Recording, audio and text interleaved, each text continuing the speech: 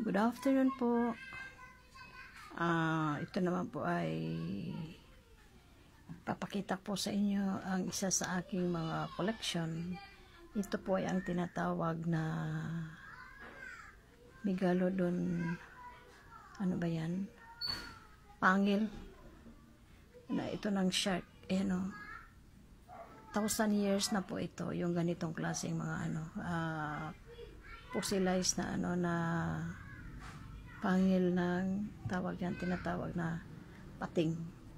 Ito po ay napakabisang protection. Ito po ay aking pinakaingatan dahil ito po ang ganito po.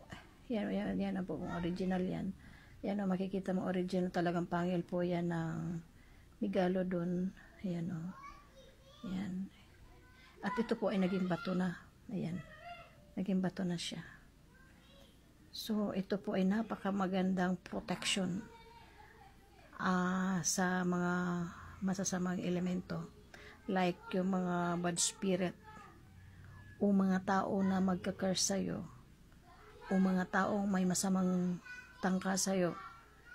Yan po sila ay hindi po makakatalab sa sino mang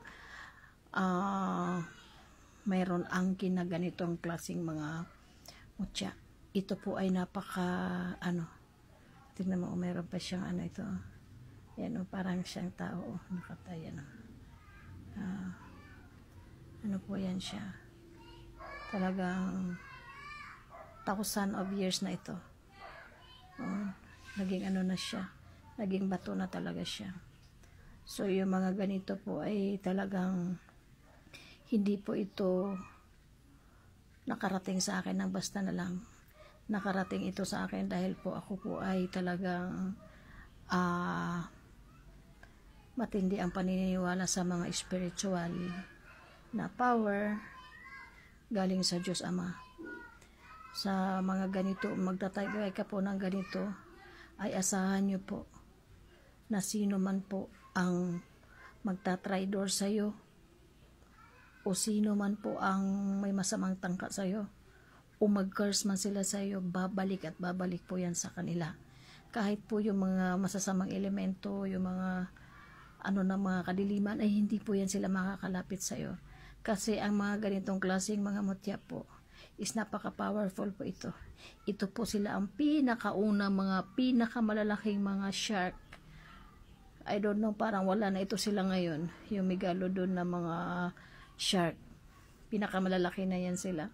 So, makikita lang po yan sa pinakamalalim na na karagatan. So, ibig sabihin, yung may mga ganito po, pag mayroon kang taglay na ganito po, ibig sabihin po ay hindi basta-basta ka na pong tao. Ibig sabihin, hindi ka na, ibig kumbaga sa sa sundalo, may rank ka na. Kasi hindi po ito pwedeng lang sa mga tao lang na mga simple lang na walang spiritual power. At ito po ay pinakaiingatan ko dahil ito po talaga ay napakalaking para sa akin. Isa po itong magbibigay sa atin ng lakas. Magkakaroon mo tayo ng yung ibig sabihin kung ano man ang mga pagsubok, yan po ay malalampasan natin. Yung mga tawag dyan, napakarami po dito sa mundo mga kasamaan na yan po hindi po makakalapit sa atin. Basta mayroon lang po tayo at syempre kailangan po din natin ang taimtim na pagdarasal, ang makipag-communicate direct to sa Diyos Ama na makapangyarihan sa lahat. Syempre, din natin in Jesus name. Ganun po ang pakikipag-communicate ko.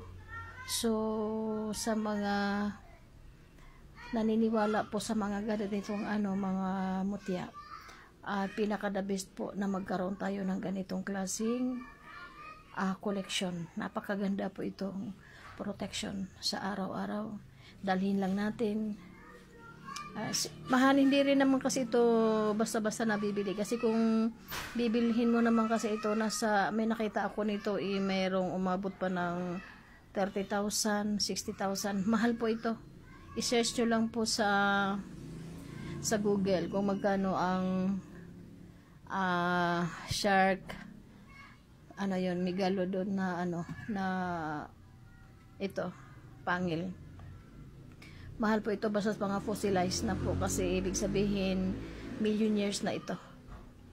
Hindi ito basta-basta. At ang ganito po ay nakarating to sa akin dahil ito ay ibinigay sa akin ng matinding manggagamot. At ako na may nagtaka bakit niya ito pinagkatiwala sa akin. Siyempre, tinanggap ko rin kasi siyempre ako din naman nangangailangan ng protection, lalo na napakalapit sa akin ng mga taong maigitin. So kailangan ko ng mga ganitong protection, mga taong mahilig mag-traitor. So sa mga taong mahilig manakit ng kapwa, mahilig mag-traitor, mahilig manira, mag-ingat-ingat po tayo sa ating mga hakbangin na mga ganyang po, yan po ay talagang wag natin gagawin, kasi hindi natin alam kung sino ang ating kalaban, kasi once na ang isang tao protected spiritually, yan po ay babalik at babalik po yan sa mga taong masasama. So sa mga, ayan po, ayan yung mga pula na yan, ayan. Napakarami ko po mga puro yan mga mga agimat. Ako po ay talaga kolektor po talaga ako ng mga agimat dahil natutunan ko to sa aking mga magulang. Kumbaga natutunan ko ang pagkukulik ng mga ganitong klaseng mga mutya. So hindi naman po lahat ng tao magkakaroon ng idea about sa mga ganito. Hindi po ito pwedeng makarating sa mga taong adik, may bisyo, mayroong kung ano-anong kasamaan. Kasi po ang mga ganitong klase mo siya, lumalapit lang po yan sa mga taong hindi naman ako perfect. Ibig sabihin mga taong nagsasacrifice araw-araw na pakikipag-usap sa Diyos Ama. Ibig sabihin ang daily prayer. Ngayon kung ang daily prayer natin slight, kailangan po natin laliman pa para makamtan natin ang powerful protection and the powerful of healing galing sa Diyos Ama. Ngayon, ako po ay hindi ko naman po ito pinapakita sa inyo para ako may sabihin ako ito ibibenta. Hindi po. Nag-introduce ko lang po ito na ibig sabihin na sana naman sa ating ngayon na panahon na ito, parang ilapit-lapit natin ng konti. Kung pwede lakihan lang ang paglapit natin sa Diyos.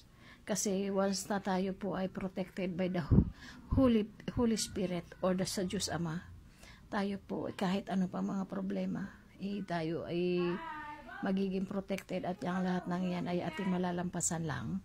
So ang iwasan lang kung gusto mong marating ang ganitong klaseng spiritual life, kailangan iwasan natin ang inggit, iwasan natin ang pagiging madamot, iwasan natin ang mapanira ng kapwa, iwasan natin ang sobrang pagka-materialistic, at iwasan po natin na yung mag-isip ng masama sa ating kapwa kung gusto po natin na magkaroon ng spiritual na ang tawag dyan, power.